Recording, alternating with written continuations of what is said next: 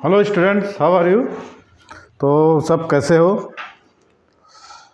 तो gravitation chapter का ये हमारा 8वां नंबर है, शायद पार्ट 8 नंबर 8 पार्ट। तो आप लोग शुरू से आप लोग इसको देखते जा रहे हैं, आप लोगों को पसंद भी आ रहा है और आप लोगों ने इसे अच्छा लगा भी आप लोगों को। तो ऐसे ही बने रहिए हमारे वीडियो के साथ और हम जो भी नॉलेज दे रहे हैं उसका फ़ायदा उठाइए, है ना। तो हमने पलायन वेग देखा था, पलायन वेग का मान देखा था।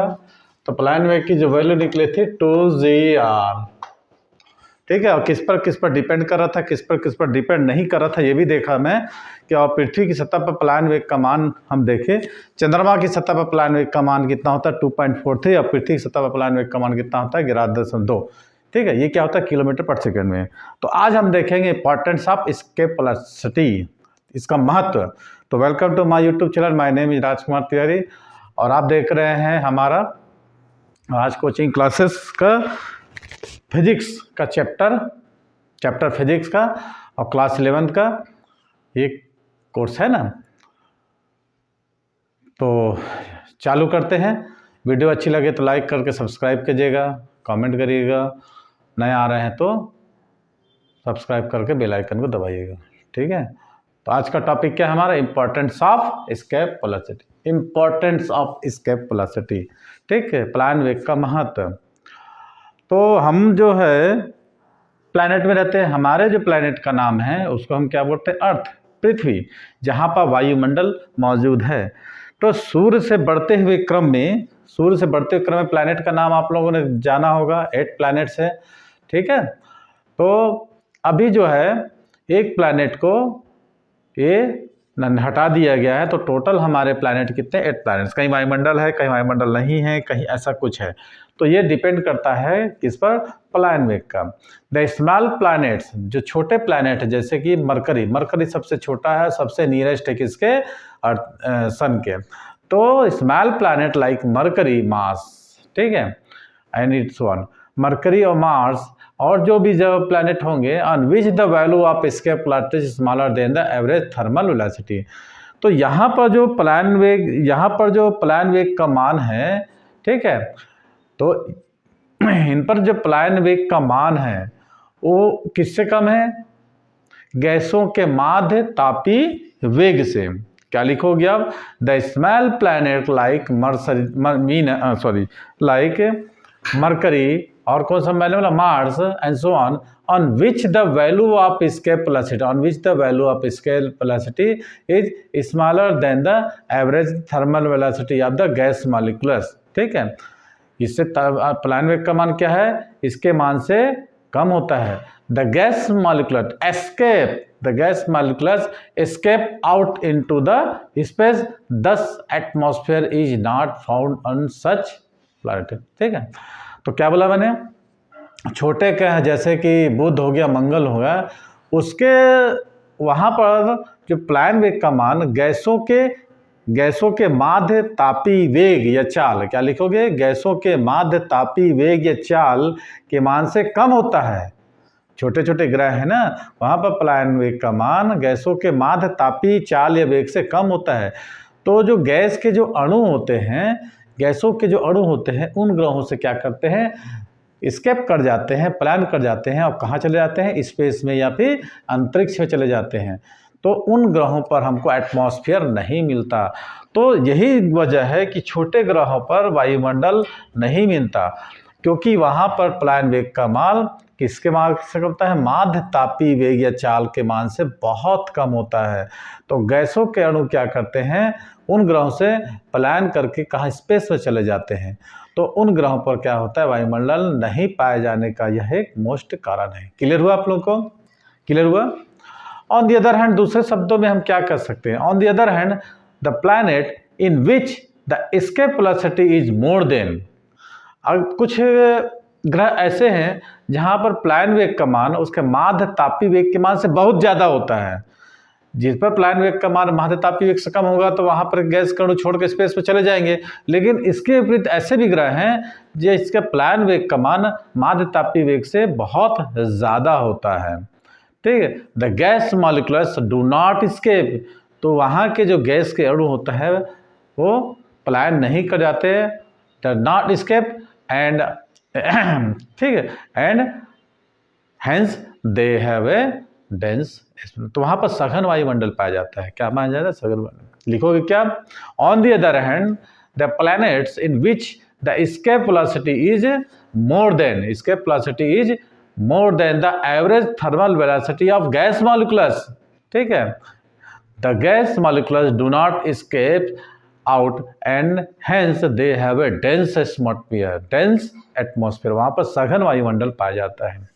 तो ये हमने देखा कि वायुमंडल नहीं पाए जाना और पाए जाने का क्या कारण है कि पलायन वेग और माध्यतापी वेग, इन दोनों का मान ज़्यादा या कम होता है तो वहाँ पर कि गैस के अणु जो होते हैं पलायन कर जाते हैं या पलायन नहीं कर जाते हैं। ओके, क्लियर हुआ? लिखने की ज़रूरत नहीं है, चाहे तो आप साथ में नोट कर सकते हैं शॉर्ट ट्रिक में, जैसे मैंने बताया था कि अब मैं जो स्पीड बोलता हूँ उसको आपको शॉर्टकट में कैसे लिखना है बाद में आप लोग उसको बुक से देख लेंगे, बुक में भी दिया होगा, लेकिन समझना सबसे बड़ी चीज़ है कि पलायन वेग का मान कम या ज़्यादा होने पर, ठीक है, तो वहाँ के गैस कणु छोड़ के क्यों जाते हैं, कहीं छोड़ के क्यों नहीं जाते हैं। अच्छा, एक टॉपिक और है इसमें कि पृथ्वी पर वायुमंडल का होना, हमको मालूम पृथ्वी वायुमंडल तभी हम जीवित रहते हैं ना, या पर ऑक्सीजन नाइट्रोजन गैसेज हैं, नाइट्रोजन और ऑक्सीजन दोनों का रेशियो कितना जानते हैं, 78% नाइट्रोजन 23% क्या है, एंड जो आन है। तो ये सब चीज़ हमको देखना है कि पृथ्वी पर वायुमंडल का होना, the presence of atmosphere on the earth. तो मैंने जैसे बोला कि पृथ्वी पर जो पलायन वेग का मान होता है ना, वो कितना होता है? 11.2 किलोमीटर प्रति सेकेंड। क्या होता है? क्या बने कि पृथ्वी पर पलायन वेग का मान 11.2 किलोमीटर प्रति सेकेंड होता है। The earth is surrounded by the, देखिए लिख रहे हैं, the earth is surrounded by the envelope of gases, जिसको हम बोलते हैं एयर, कॉल्ड एटमॉस्फेयर, ठीक है। चारों ओर क्या हुआ था? हवा से भरे, जिसको वायुमंडल कहते हैं। द रीजन इज दैट, इसका क्या कारण है? इसका कारण यह है, the reason is that in the earth atmosphere the average thermal velocity, average thermal velocity क्या होगा इसका कारण? कि यहाँ के वायुमंडल में average thermal velocity of gas molecule is small. क्या बोला मैंने? कि पृथ्वी के वायुमंडल में एवरेज थर्मल वेलोसिटी क्या होता है? Is small as compare to the escape speed, है ना। तो यहाँ पर क्या होता है? माध्यतापी वेग का मान पलायन वेग के मान से कम होता है, ठीक है। The mean thermal velocity of very light gases जैसे कि हाइड्रोजन और helium is more than the escape velocity, is more than the escape velocity approximately 11.2 km per second, so that the amount of those gases in the atmosphere of earth is negligible, ठीक है। तो क्या लिखोगे आप इसको? मैंने क्या कहा कि यह मान जो होता है वायु के अणुओं की माध्य चाल से अधिक होता है। यह मान जो होता है वायु के अणुओं की माध्य चाल से क्या अधिक होता है। इसी कारण वायु के अणु पृथ्वी को गुरुत्वीय क्षेत्र को, है ना, या तो वायु के कणु पृथ्वी के गुरुत्वीय छोड़कर बाहर नहीं जा पाते हैं। ओके, इसके फलस्वरूप परिणाम स्वरूप क्या होगा कि पृथ्वी मंडल में हमारे पास, हम जिस पृथ्वी में रहते हैं, हम जिस ग्रह में रहते हैं, वहाँ पर वायुमंडल उपस्थित है, ठीक है। अर्थात कहने का मतलब ये है कि हल्की गैसें, कौन सी हल्की गैस है? जैसे हाइड्रोजन, इसका एटॉमिक नंबर कितना होता है? 1। तो हल्की गैस है जैसे हाइड्रोजन और दूसरा कौन सा? हीलियम, कि अणु का माध्य वेग, इनका माध्य वेग जो पृथ्वी के पलायन वेग से अधिक है। जो हल्की गैसें हैं जैसे कि मैंने कौन सा बोला? हाइड्रोजन और हीलियम, इनका माध्य गैस वेग पृथ्वी की सतह पर जो पलायन वेग का मान है उसके मान से अधिक है, ठीक है। अन्य गैसों की मात्रा पृथ्वी के वायुमंडल में क्या है? बहुत कम है ना। हाइड्रोजन और हीलियम गैसेस जो है ना, इनका जो वेग होता है माध्य वेग पलायन वेग से बहुत ज़्यादा है, और इनकी कम उपस्थिति का कारण हमारे पास कि यही है कि हाइड्रोजन और हीलियम गैस पृथ्वी के वायुमंडल में बहुत कम है, क्योंकि इनके अणु का माध्य वेग जो पृथ्वी की सतह पर पलायन वेग के मान से क्या होता है? बहुत अधिक होता है। अब देखिए, जैसे कि छोटे ग्रह हैं, छोटा ग्रह मैंने कौन सा बताया? बुध और मंगल, मार्स और मरकरी और मार्स। तो यहाँ पर वायुमंडल नहीं है और बड़े ग्रहों पर वायुमंडल है। absence of atmosphere on a small planet and it's present on big planet। इसको क्या लिखोगे अगर आ गया एग्जाम में कि छोटे ग्रह पर एटमॉस्फेयर नहीं है compare then the big planet. ठीक है, absence of atmosphere on a small planet and its presence on big planet। अब मैंने बताया था छोटा ग्रह कौन कौन से छोटे ग्रह, जैसे बुध है ना, वह प्लान वेग का मान बहुत कम होता है। ठीक है, इसको हमने देखा था कि क्या हो गया कि बुध ग्रह पर प्लान वेग का मान क्या होता है, बहुत कम होता है। तो गैसे कणु प्लान करके कहाँ चले जाते हैं, अंतरिक्ष चले जाते हैं। क्या कहा मैंने कि छोटे ग्रह पर प्लान वेग का मान बहुत कम होता है, तो उसके जो अणु होते हैं ना वो क्या करेंगे, ये स्केप कर जाएंगे और कहाँ चले जाएंगे, स्पेस में स्केप करके जाते हैं। अतः वायुमंडल क्या होता है कि इसी का छोटे ग्रह पर वायुमंडल नहीं होता है। The value of escape velocity of small planet जैसे like Venus is small molecules of gases escape into space, atmosphere does not exist on their planet। क्या लिखोगे, the value of escape velocity on a small planet like Venus is small molecules of gases escape into space, therefore atmosphere does not exist on this planet। okay? The value of escape velocity, the value of escape velocity on big planet जैसे कि Jupiter, Saturn, Brihaspati और शनि। बृहस्पति सबसे बड़ा ग्रह होता है ना, जितने भी 8 प्लैनेट है उससे सबसे बड़ा ग्रह जो होता है चलते हैं। तो क्या बोला मैं, the value of escape velocity on big planet like Jupiter and Saturn is very large. यहाँ पर प्लान वेग का मान ज़्यादा है। The gas molecules can not escape, यहाँ के जो गैसों के अणु हैं वो क्या है, प्लान नहीं कर पाते। The gas molecule does not escape from this planet dense atmosphere exit on this. इसलिए यहाँ पर क्या होता है, एकदम सघन वायुमंडल पाया जाता है। क्लियर, लिख लोगे, छोटे और बड़े ग्रह में वायुमंडल का उपस्थित नहीं होना, उपस्थित होना किस पर डिपेंड करता है, उसके पलायन वेग पर मान। ठीक है, अब देखिए हमारा एक नेचुरल सैटेलाइट है उपग्रह। ठीक है, एक प्लैनेट होता है, एक सैटेलाइट होता है। तो absence of atmosphere around the moon, चंद्रमा पर वायुमंडल नहीं है। चंद्रमा पर वायुमंडल नहीं है ना, मालूम है ना आपको, यहाँ से 2 मीटर कूदता है, वहाँ 6 मीटर कूद सकता है। तो चंद्रमा पर प्लायन वेग का मान कितना होता है, मैंने बताया था। तो चंद्रमा पर प्लायन वेग का मान एस्केप वेलोसिटी ऑन मून, ये का है अर्थ, ये मून है, कितना है 2.43 किलोमीटर पर सेकेंड। तो चंद्रमा पर जो पलायन वेग का मान होता है, यह वेग बहुत कम है। ठीक है, कम है ना, इंडिया बोलता, पृथ्वी पर कितना ज़्यादा है, चंद्रमा पर पलायन वेग का मान बहुत कम होता है कि लगभग 2.43 किलोमीटर पर सेकेंड, कम है ना। यह जो वेग है इतना कम है, मतलब 2.3 इतना कम वेग है कि अणुओं का तापीय वेग आसानी से सही हो जाता है।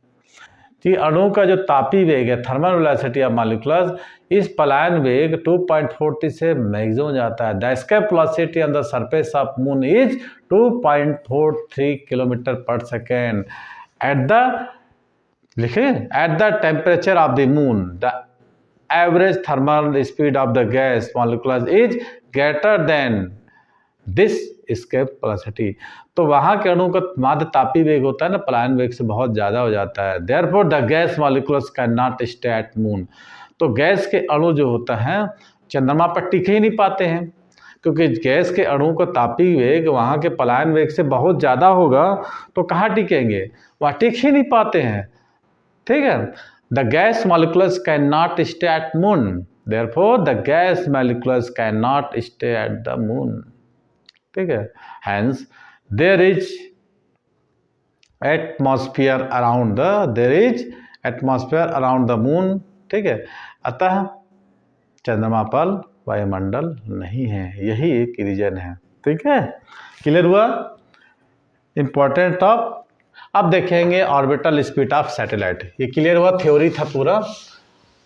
ऑर्बिटल स्पीड ऑफ सैटेलाइट, कक्षीय चाल। आज की वीडियो के बाद शायद हमारा ग्रेविटेशन चैप्टर फिनिश हो जाएगा, कुछ केमिकल्स हम करा देंगे, gravitation chapter finish. Orbital speed of satellite,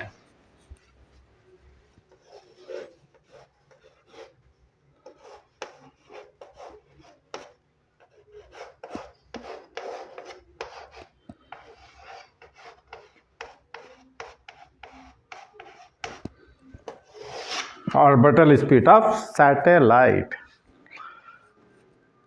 orbital speed, कक्षी चाल हमने निकाला था कौन सा, पलायन वेग 2gr, और जो कक्षी चाल निकालेंगे उसका ओनली gr होगा, 2 नहीं होगा। ठीक है, दोनों में कंपेयर भी कर सकते हैं कि √2 गुना होता है। इसका डेफिनेशन क्या लिखोगे, कक्षी चाल माने सबका अलग अलग कक्षा होता है।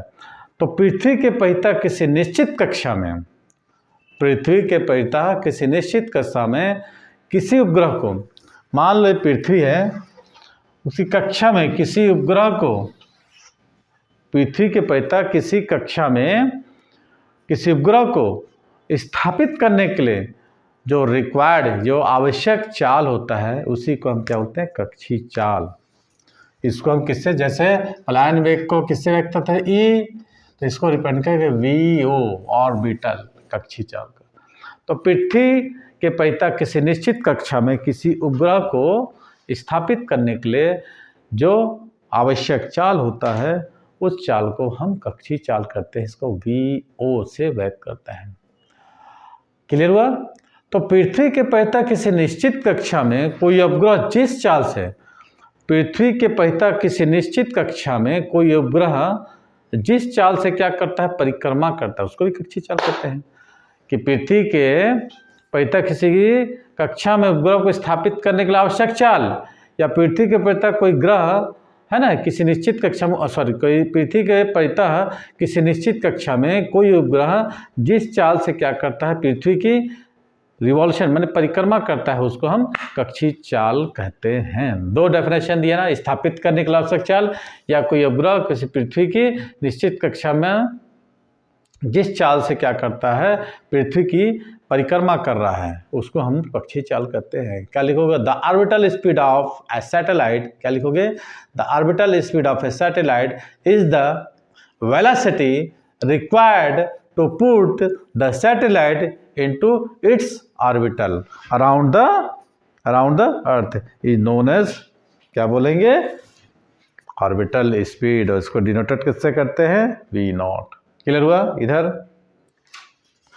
तो क्या लिखोगे, जल्दी लिखिए, जल्दी करिए, हमारा वीडियो हो गया कितना, 18 मिनट है। अभी 2 वीडियो हम अपलोडिंग करने के लगाए हैं, तो इतना नेट स्लो होता है कि चलता ही नहीं है। तो अब इसको भी अपलोडिंग कर देंगे, तो आप लोग इसको देख लीजिएगा। ओके, क्या लिख रहे हो इधर,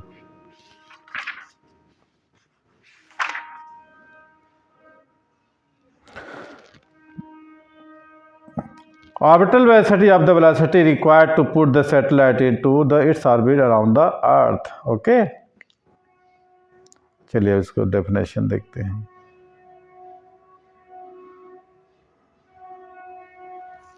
ठीक है, माना कि इसका डायग्राम बना लेते हैं।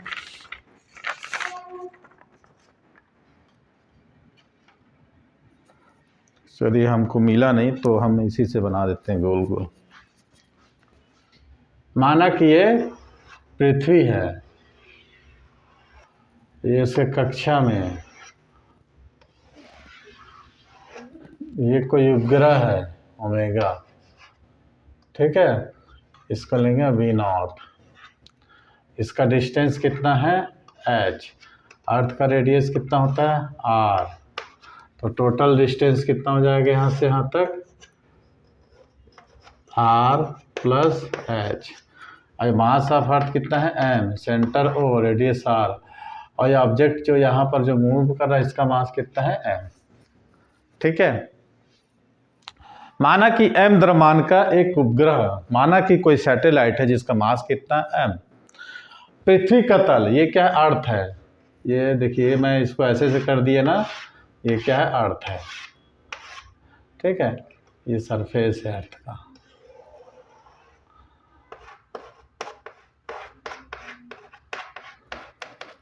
ये क्या है, प्लैनेट। माना कि एम द्रव्यमान का कोई उपग्रह पृथ्वी तल से h ऊंचाई पर पृथ्वी के चारों ओर वृत्तीय कक्षा में v0 चाल से घूम रहा है। माना कि एम द्रव्यमान का कोई ग्रह पृथ्वी के चारों ओर, क्या लिखोगे, माना कि एम द्रव्यमान का कोई उपग्रह पृथ्वी तल से, माना कि एम द्रव्यमान का कोई उपग्रह पृथ्वी तल से h ऊंचाई पर है ना, पृथ्वी के चारों ओर वृत्तीय कक्षा में चाल v0 से क्या कर रहा है, परिक्रमा कर रहा है। और पृथ्वी का द्रव्यमान हम कितना लिए हैं, m, और रेडियस कितना है r। पृथ्वी का द्रव्यमान कितना है, m है, और इसका त्रिज्या r है, केंद्र O है, ठीक है। माना कि कोई उपग्रह जिसका द्रव्यमान कितना है, m है, पृथ्वी तल से h ऊंचाई पर पृथ्वी के चारों ओर वृत्तीय कक्षा में क्या कर रहा है, v0 चाल से परिक्रमा कर रहा है। और पृथ्वी का द्रव्यमान हमने m माना, रेडियस विदाउट। देखिए बहुत आसान है, कोई दिक्कत की बात नहीं है। तो देखिए कोई भी, जब हम भी वृत्तीय कक्ष में गति करते हैं, है ना, सर्कुलर मोशन पर, ये कोई वृत्तीय सड़क को पार करते हैं, तो हम सेंटर में गिरते नहीं, क्योंकि हमको क्या मिलता है, एक अभिकेंद्र मिलता है केंद्र से, जिसको हम अभिकेंद्री बल बोलते हैं। The centripetal force required by satellite, क्या लिखोगे, लाइट गोल हो गया,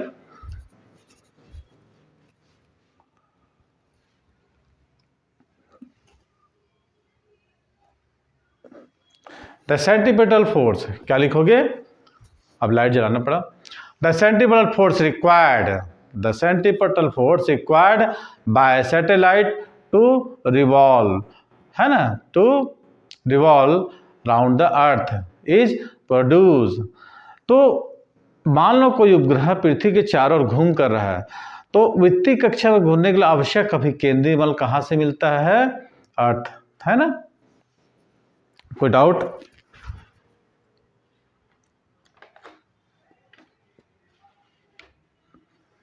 विदाउट, क्या लिखोगे, the centripetal force required by satellite to revolve around the earth is produced by the gravitational force between earth and satellite, ठीक है, clear.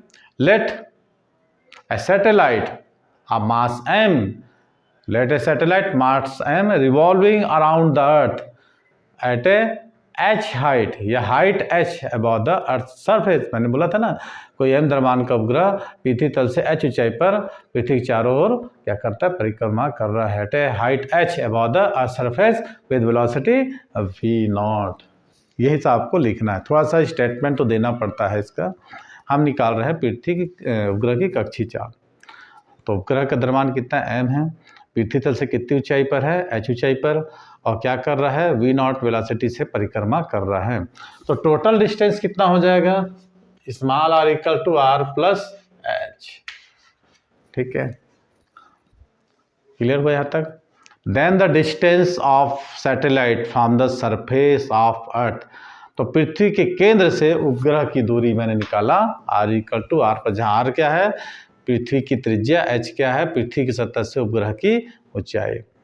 The centripetal force required by the satellite, ठीक है, क्या लिखे, the centripetal force required by the satellite for circular motion, वृत्तीय कक्षा में गति के लिए आवश्यक अभिकेंद्री बल, क्या निकल गए, required centripetal force.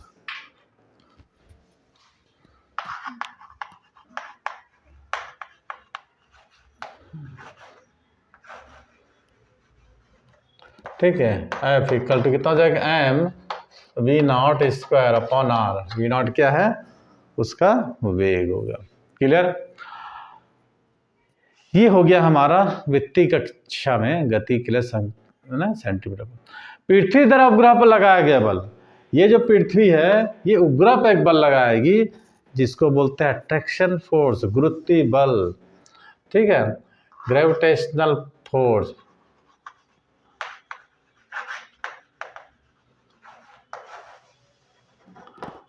F equal to कितना होता है, G एम अपॉन आर का square, R equal to R plus H, इसको रख देंगे बाद में अपन। हाँ, क्लियर हो गया। अब पृथ्वी जो है उसको खींचेगी अपनी तरफ, बल लगाएगी, जिसको गुरुत्वीय बल बोलते हैं। तो स्थायी कक्षा में परिक्रमा के लिए, स्थायी कक्षा में, यदि स्थायी कक्षा में उपग्रह को पृथ्वी के चारों परिक्रमा करना है कि दोनों बल क्या होंगे, बराबर होंगे। ठीक है। फॉर रिवॉल्यूशन इन द, क्या लिखोगे, स्थायी कक्षा में परिक्रमा करने के लिए, for revolution in the orbit, है ना, force of gravitation equal to centripetal force, दोनों इक्वल होंगे। ठीक है। इसको F1 लेते हैं, इसको F2 लेते हैं, तो F1 is equal to F2, equal करो F1 M V naught square upon R equal to G M upon R का स्क्वायर। क्या कटेगा, ये एम कटेगा, एम कटेगा, एक आर से कट जाएगा, तो वी नॉट का स्क्वायर इक्वल टू हो जाएगा जी एम बाई आर की वैल्यू आर प्लस एच रख देंगे, वी नॉट इक्वल टू मिल जाएगा G M upon R plus H. अब अपन जानते हैं कि ग्रेविटी के नियम से we know that G equal to कितना होता है, G M by R square. तो इस जी एम की जगह हम रख देंगे कितना, जी आर का स्क्वायर, तो हमको मिल जाएगा v naught equal to g R का square upon R plus H.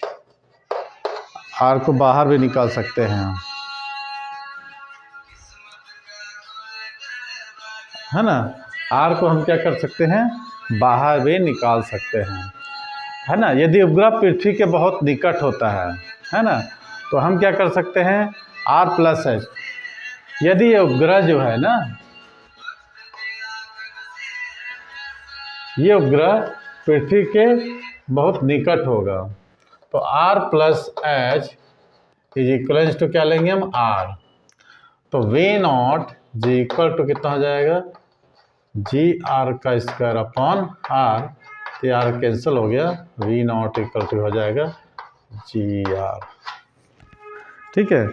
ये हमको निकल गया क्या, orbital speed of satellite.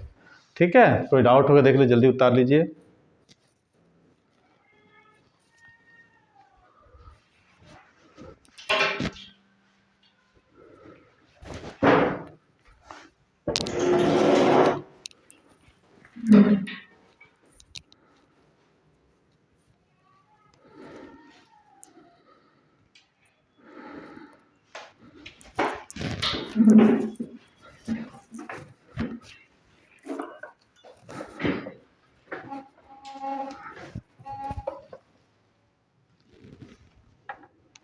Clear हुआ?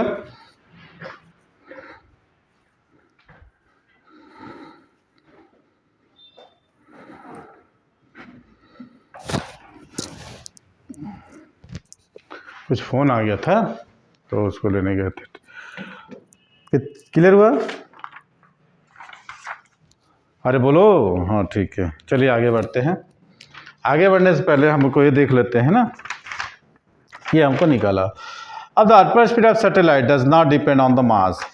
अब देखिए, ये हम लोग को जो फार्मूला निकाला हम ना, है ना, तो ये इससे क्या निष्कर्ष निकलता है ना। हमारी वीडियो बन गई है 28 मिनट की। तो ये ऑर्बिटल स्पीड जो है कक्षी चाल किस पर, does not depend on the mass. ये मास नहीं है, इसमें डिपेंड कर रहा है जी और आर पर। ठीक है, मास पर डिपेंड नहीं करना है। तो क्या लिखोगे, if satellite of different mass, if satellite of different mass are revolving in the same orbit, अलग अलग द्रव्यमान के सैटेलाइट एक ही ऑर्बिट में रिवॉल्व कर रहे हैं, their orbital speed will be same, तो उनका कक्षीय वेग समान होगा। यदि एक ही कक्षा में, यदि कक्षा एक ही हो लेकिन अलग अलग द्रव्यमान के उपग्रह क्या कर रहे हैं, परिक्रमा कर रहे हैं, तो उनकी कक्षीय चाल बराबर होगी। ये सब ध्यान रखना इंपॉर्टेंट। और क्या बोला मैं, the orbital speed of satellite does not depend on the mass. यदि एक ही द्रव्यमान के अलग अलग उपग्रह पृथ्वी की कक्षीय चाल, पृथ्वी के चारों ओर क्या कर रहे हैं, परिक्रमा कर रहे हैं, तो उनकी कक्षीय चाल ऑर्बिटल स्पीड क्या होगी, इक्वल होगी। Number 1। Number 2, the orbital speed of satellite depends upon the height about the earth surface. ये जो कक्षीय वेग है पृथ्वी की सतह से ऊंचाई पर निर्भर करता है, हैं? द स्पीड ऑफ, देखिए हमने देखा था वी नॉट इज इनवर्सिबल, है ना, देखा ना हमने। तो क्या लिखोगे, the speed of satellite decrease with the height. Height बढ़ेगा तो ये क्या होगा, कम हो जाएगा। ऑर्बिटल स्पीड क्या होगा, कम हो जाएगा, क्योंकि दे आर इनवर्सली प्रोपोर्शन है। ओके, ये दो चीज़ आपको लिखना है। लिखने के बाद अगला टॉपिक हमारा देखते हैं। जल्दी जल्दी इसलिए करते हैं कि वीडियो में आपको सारी टॉपिक्स मिल जाए, है ना, आपको कैसे लिखना है इसलिए। नहीं तो हम एक टॉपिक में अगर 40 मिनट का वीडियो बनाते हैं तो एक चैप्टर में कम से कम 20-25 वीडियो बन जाएगा आपको, तो आपको थोड़ा सा बोर लगेगा।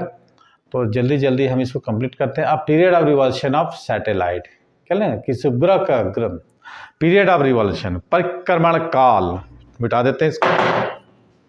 परिक्रमण काल क्या टॉपिक है हमारा, परिक्रमण काल।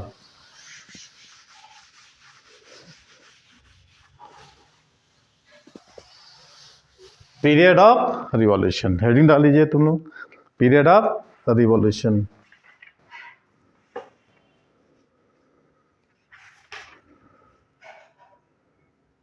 पीरियड ऑफ रिवॉल्यूशन,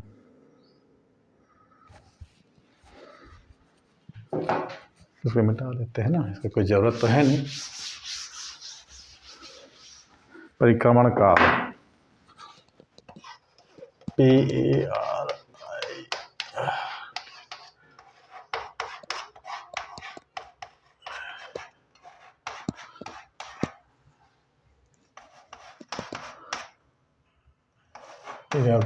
परिक्रमण काल।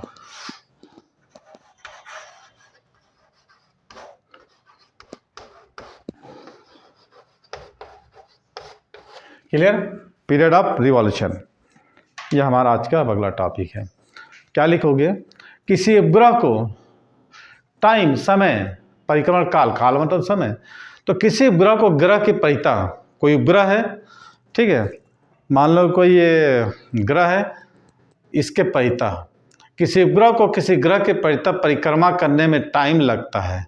यहाँ से चालू किया यहाँ तक आने में, एक परिक्रमा करने में जितना समय लगता है उसे हम क्या बोलते हैं, परिक्रमण काल। ठीक है, the time taken by satellite, क्या लिखोगे, the time taken by satellite to complete one revolution.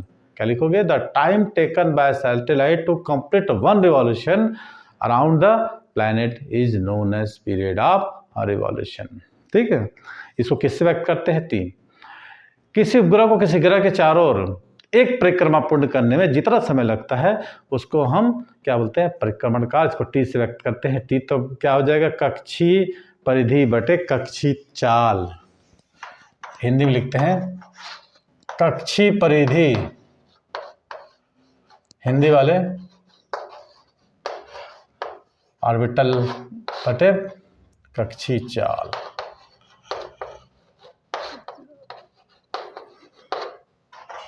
ठीक है, तो कक्षीय परिधि माने सरकमफ्रेंस और ऑर्बिटल स्पीड, इन दोनों का रेशियो को हम रखते हैं। ठीक है, इसको किससे व्यक्त करते हैं, टी से।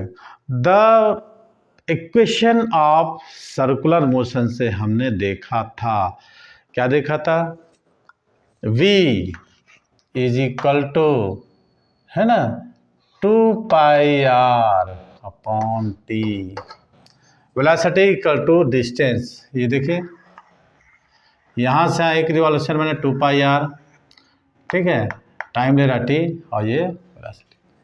ठीक है, क्लियर, कोई डाउट। तो r की जगह हम r प्लस एच कर देते हैं, जैसे हमने किया था, r की जगह r प्लस एच, एच क्या है, पृथ्वी सतह से ऊंचाई पर, तो v इक्वल टू 2π/t और r प्लस एच। कोई डाउट।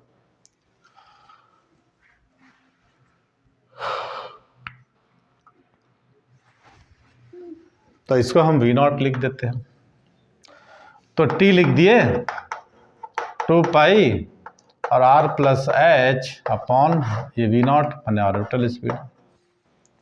ठीक है, अब ऑर्बिटल स्पीड का जो है फार्मूला हमको रखना है। क्लियर? ऑर्बिटल स्पीड का फार्मूला क्या निकाले थे हमने, g R square upon but v naught equal to क्या था, g R square upon R plus H. अब यहाँ पर पुट कर देंगे टाइम पीरियड में, T equal to 2 pi R plus h upon g R square upon R plus h. तो ये क्या हो जाएगा, 2 pi R plus h upon 1 into are plus H का अपॉन जी आर स्क्वायर। कोई डाउट? ये हमने रख दिया। क्लियर? अब चलिए सॉल्व कीजिए।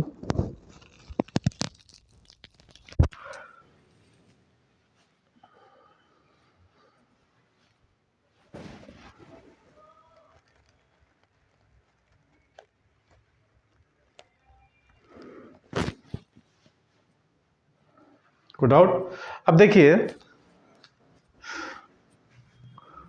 ये आर प्लस एच तो अंदर जाके स्क्वायर जाएगा, 2 पाई आर स्क्वायर बाहर निकाल दीजिए, तो आर प्लस एच का क्यूब जाएगा किस जाके स्क्वायर अपॉन जी।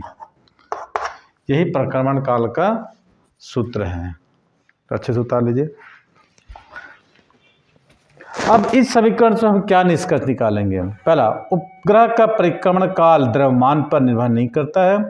उपग्रह का परिक्रमण पृथ्वी से उपग्रह की ऊंचाई पर निर्भर करता है ना। पृथ्वी तल से ऊंचाई के साथ परिक्रमण काल का मान बढ़ते जाएगा। उपग्रह का परिक्रमण काल ग्रह के द्रव्यमान त्रिज्या पर भी निर्भर करता है। ठीक है,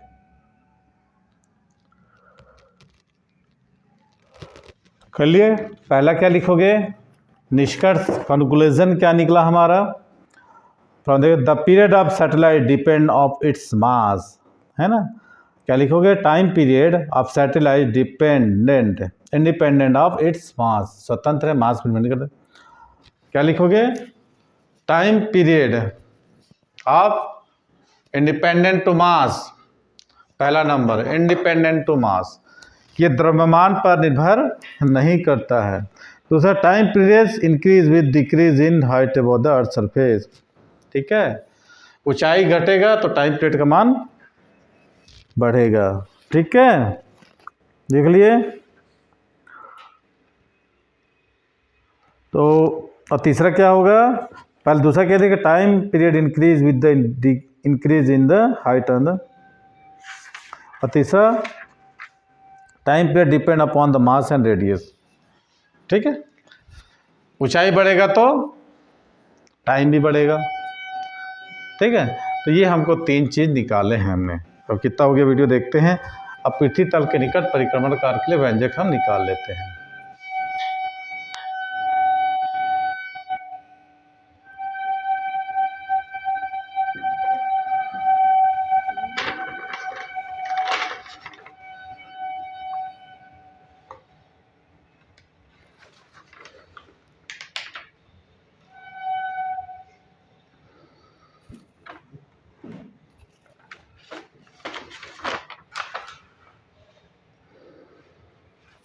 ठीक है, क्लियर?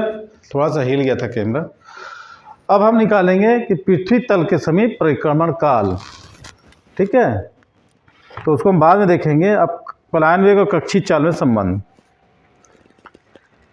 पलायन वेग और कक्षीय चाल में संबंध, पलायन वेग और कक्षीय चाल में संबंध।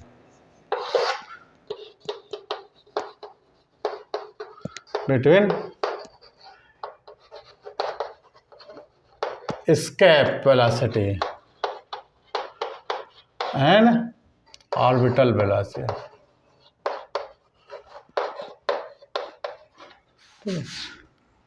पलायन वेग का मान, ठीक है, escape velocity की वैल्यू हमने कितना देखा था अभी, 2g(r). मानो पृथ्वी की द्रव्यमान है, केंद्र वो है, त्रिज्या r है, तो पृथ्वी की सतह से पलायन वेग का मान कितना होता है, √g(r). मानो पृथ्वी की सतह से h ऊंचाई पर कोई उपग्रह परिक्रमण कर रहा है, तो उसका जो है ना कक्षीय चाल कितना सूत्र होता है, g(r). जब दोनों को आप डिवाइड कर दोगे ना, तो v और v0 इक्वल टू कितना बचेगा आपके पास, ओनली √2। ठीक है, तो पलायन वेग का मान कक्षीय वेग की तुलना में कितना होता है, √2 टाइम्स होता है। ठीक है, तो पलायन वेग का मान कक्षीय वेग की तुलना में कितना होता है, √2 गुना होता है। क्लियर। अब पृथ्वी तल के समीप उपग्रह का परिक्रमण काल कितना आता है, 84.4 मिनट। ठीक है, तो इस सूत्र में मान रखिए आप। चलिए, आर का मान 6.4 × 10⁻6 और जी का मान 9.8। क्या लिखोगे, हेडिंग डालो, पृथ्वी तल के समीप परिक्रमण करने वाले उपग्रह का परिक्रमण काल। क्या लिखोगे, पृथ्वी के तल के समीप परिक्रमण करने वाले ग्रह का परिक्रमण काल।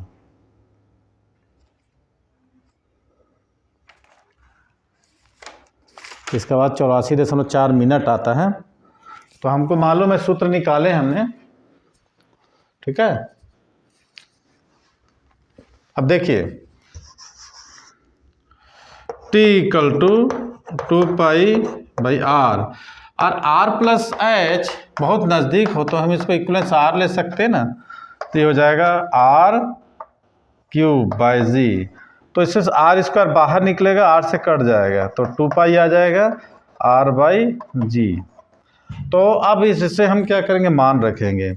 r का मान कितना होता है, 6.4 × 10⁻6 मीटर और g का मान होता है 9.8।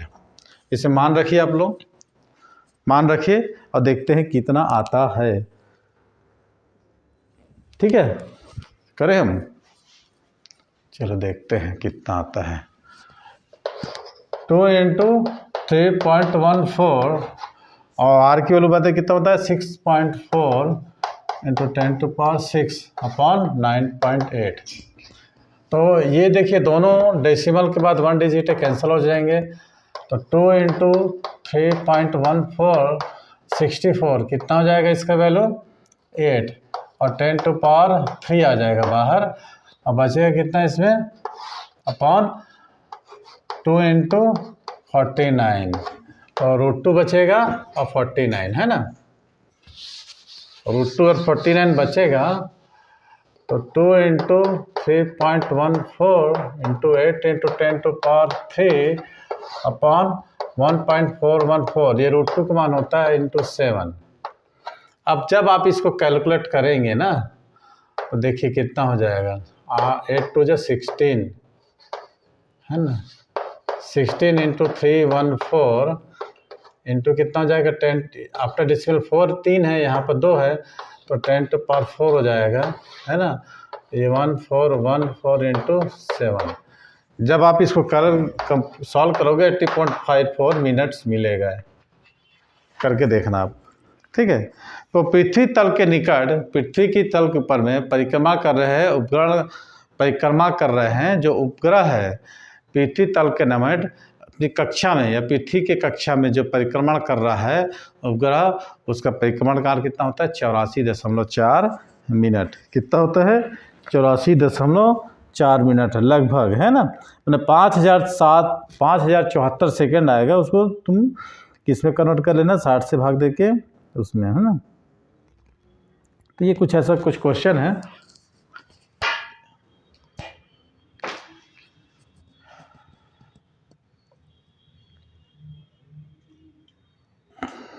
क्लियर। तो वीडियो थोड़ा हिल रहा है, थोड़ा सा दिक्कत आ गई है इसमें, टेक्निकल प्रॉब्लम। तो आज की वीडियो को हम यहीं ख़त्म करते हैं और मिलते हैं अगली वीडियो में। वीडियो में कैमरे में प्रॉब्लम हो सकता है, थोड़ा देख के पढ़ लीजिएगा, थोड़ा सा हिल गया है ट्राइपॉड जो है। तो आज के लिए इतना ही और मिलते हैं हम अगली वीडियो में, तब तक हमारे साथ बने रहिए। Thanks for watching.